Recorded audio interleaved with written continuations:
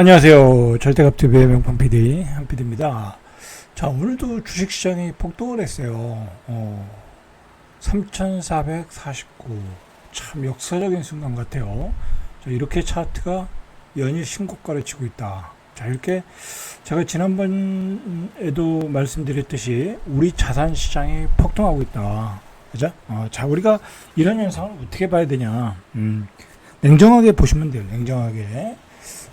유동성이 풍부해졌다. 시중의 유동성이 풍부해졌다. 그죠?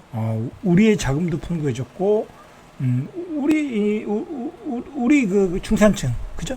중산층의 자금도 풍부해졌어요. 왜? 집값이 올라갔잖아요. 그죠? 그것을 팔면 돈이 많이 나오는 거고, 그죠? 그리고, 대출 받아서 투자할 수도 있고, 그리고 우리의 임금도 올라갔고, 자, 그리고 외국에서 들어오는 돈도 엄청나게 풀렸다. 이 전 세계의 유동성이 넘쳐나고 있다. 그 전 세계의 유동성이 우리 코스피 시장을 폭등시키고, 미국의 나스닥 시장을 폭등시키고, 코인 시장을 폭등시키고, 금을 폭등시키고 있다. 자, 그게 글로벌한 현상이다라는 걸 제가 말씀드렸고요. 지금 여러분들 제가 작년부터 계속 말씀드렸는데 무슨 말씀을 드렸냐면 금 포트폴리오에 10% 20% 넣으시고 코인도 10% 20% 넣으시고 자 그리고 한국 주식 미국 주식 골고루 사시고 그죠? 그렇게 하라고 제가 말씀을 드렸죠.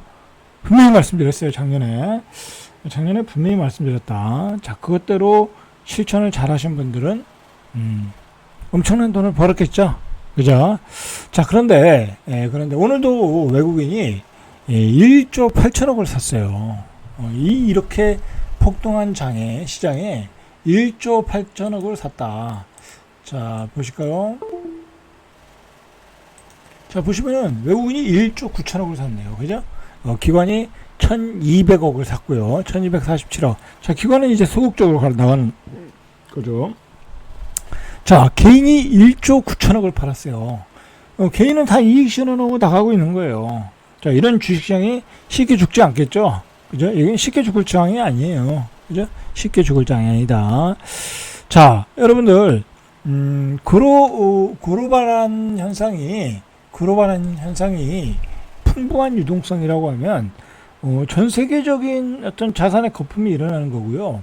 우리 입장에서도 자산의 거품이 일어나는 거예요.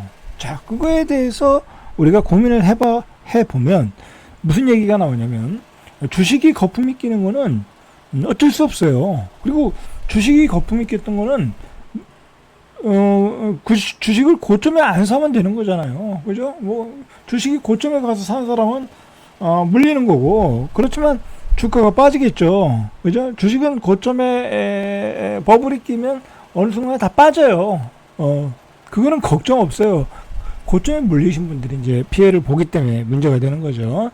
자, 그런데 문제는 뭐냐면 이런 자산시장의 슈퍼사이클에서의 어떤 버블이 생긴 부분을 그 이득을 누가 취하느냐.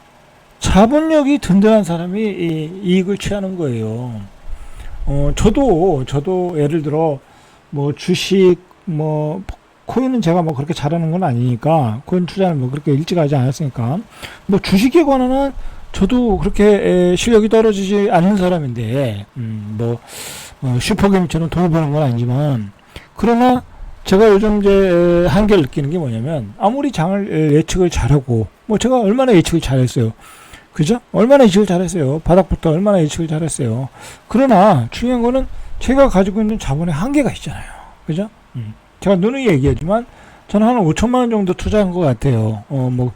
금융 자본이라는 건 저로서도 한계가 있는 거니까 제가 한 5억 10억 있었으면 엄청나게 돈을 벌었겠죠. 그 정도는 벌었겠죠. 왜냐면 5억 10억 있으면 제가 가만히 있었겠습니까?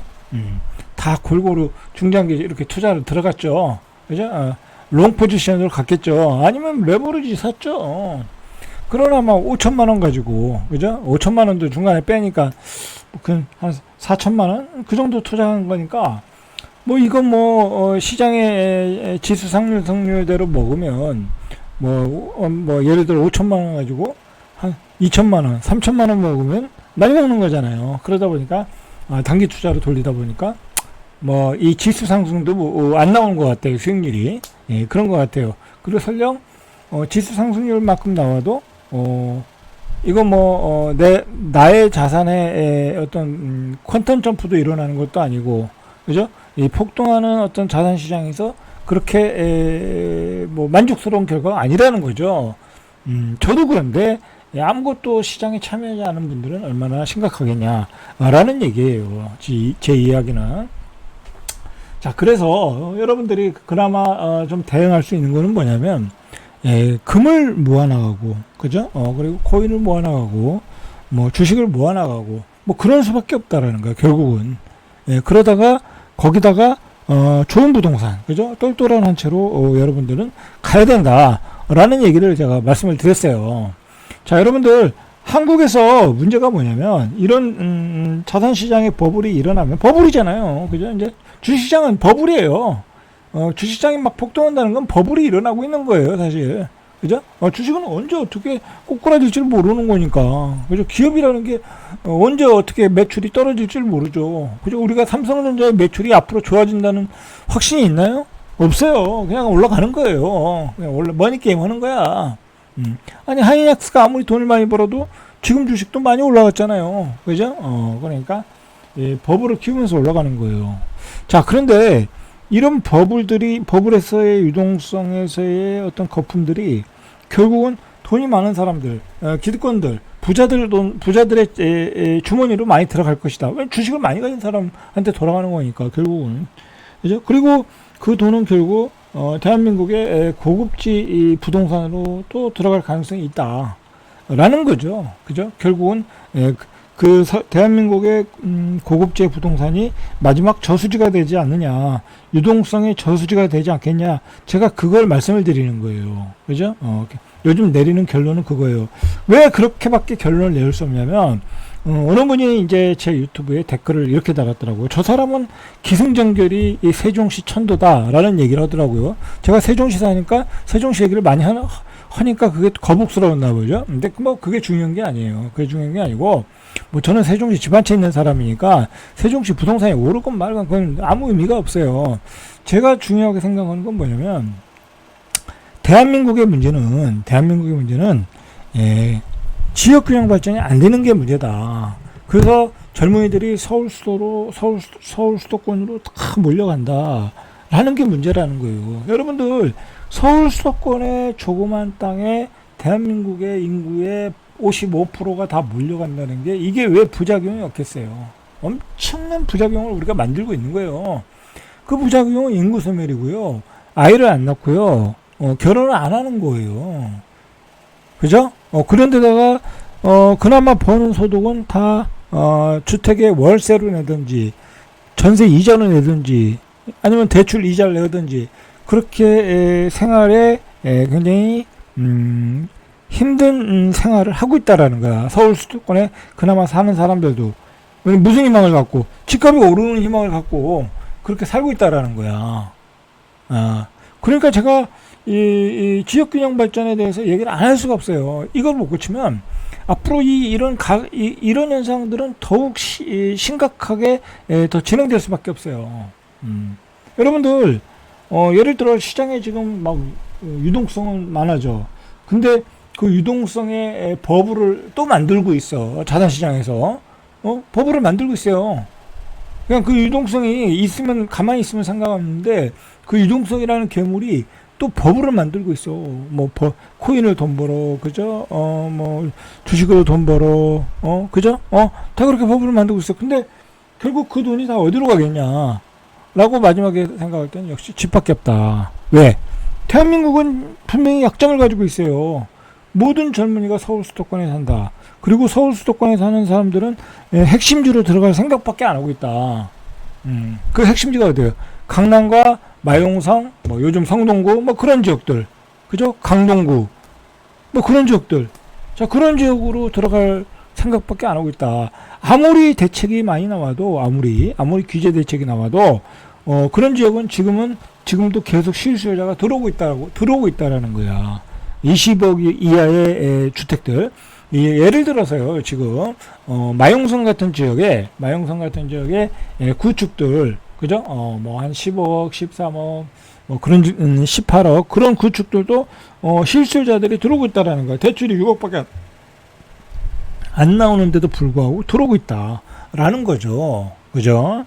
자, 그래서, 결국은 우리가 문제를 해결하려고 하면, 지역균형 발전밖에 없어요.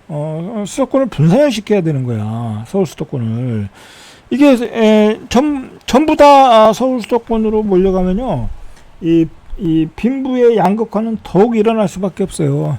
그곳에서 많은 월세를 지불해야 되고요, 많은 이자를 지불해야 되고요, 그곳에서 많은 생활비를 지불해야 돼요. 기본 생활비를 지불해야 돼. 근데 그 돈은 다 결국은 부자들한테 가고요.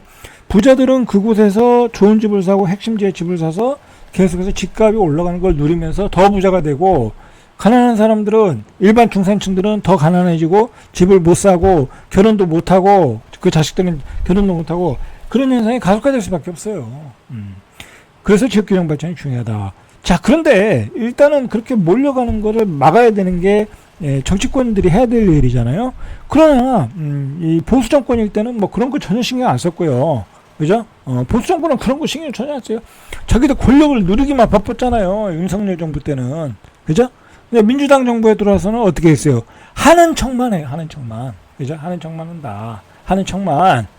그래서 결국은 나온 게 뭐예요? 경기도에 135만 가구를 줘서 지방에 있는 인구를 더 끌어당기겠다라는 거잖아요. 근데 그렇게 가는 게 민주당한테는 유리하거든. 정치공학적으로. 그죠? 민주당이 원하는 방향이에요. 경기도권을 더 키우고, 그죠? 그러면 자기들의 정치공학적으로 유리해지거든요. 자, 그 얘기는 좀 뭐 다른 얘기니까 생략하고요. 자, 그렇다라는 거예요. 문제는. 그러다가, 그 지역에 대한 얘기를 안 할 수가 없거든요. 민주당은 지역 균형 발전에. 그럼 가끔, 오늘 보니까 이제 이재명 대통령이 세종에 내려와서, 직무실 이전을 빨리 추진해라. 그거는 빨리 추진하라는 얘기는 맨날 듣는 소리예요. 예? 지역을 균형을 위한 혁명적인 대책이 나와야 되는 거예요. 행정수도 이전 법안을 만들든지 빨리 추진하든지 개헌을 빨리 추진하든지, 그죠? 그 다음에 방송국을 옮기든지 대학을 옮기든지 그런 혁명적인 조치를 취하지 않는 한 우리나라의 이 심각한 어떤 서울 수도권의 집중, 그로 인한 서울 수도권의 집값의 폭등, 이거는 막을 수가 없다라는 거야. 제 이야기는. 그러니까 여러분들이 해야 될 일이 뭐예요?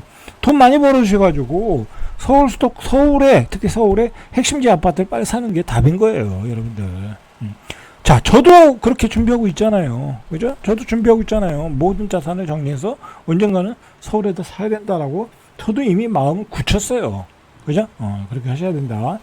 그리고 그 전에 여러분들의 어쨌든 자산들을 많이 불리시려면, 어떤 글로벌한 시장에서의 유동성이 풍부한 시장에서 계속해서 자산의 거품이 일어나고 있으니까 여러분들은 꾸준하게 투자를 하셔서 수익들을 얻으셔야 된다. 저도 요즘 코인을 계속 사고 있어요.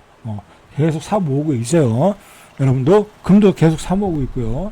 그렇게 해서 자산을 불려서 서울에 집을 사시길 바래요. 자, 오늘 마지막 얘기. 뒤에도 할 얘기가 많은데 내일 이야기하고. 제가 최근에 이제 아시는 지인들을 만나니까 그 이제 아는 지인들의 아들, 딸들이 다 결혼할 나이인데 충격적인 얘기를 들었어요. 충격적인 얘기. 자, 요즘 아이들이 결혼을 안 하는 이유는 집값이 폭등을 해서, 그죠? 취업을 못해서 좋은 직장에 안 다녀서가 아니라는 거야. 안 다니라는 거야. 뭐냐? 아이들이 결혼 비용이 너무 많이 든다는 거야, 요즘. 우리 결혼할 때가 틀린 거죠. 자, 요즘 뭐 밥 한 끼가 10만 원이잖아요. 그죠? 밥 한 끼가 10만 원이고, 기본 250명 되면 이것만 해도 2,500만 원이잖아요. 그리고 대관료가 1,000만 원이면 기본이 4천만 원이라는 거야. 아주, 그냥 소소하게 할 때. 그런 결혼 비용 자체도 마련하기 쉽지 않다라는 거야. 그렇잖아요. 일반 중산층이 4천만 원을 마련한다는 게 쉽지 않아요. 그죠? 부조를 받고, 부조가 아니죠. 축의금을 받고, 그죠? 축의금을 받고, 그렇더라 하더라도, 이게 쉽지 않다라는 거야. 그죠? 자, 이런 상황이다.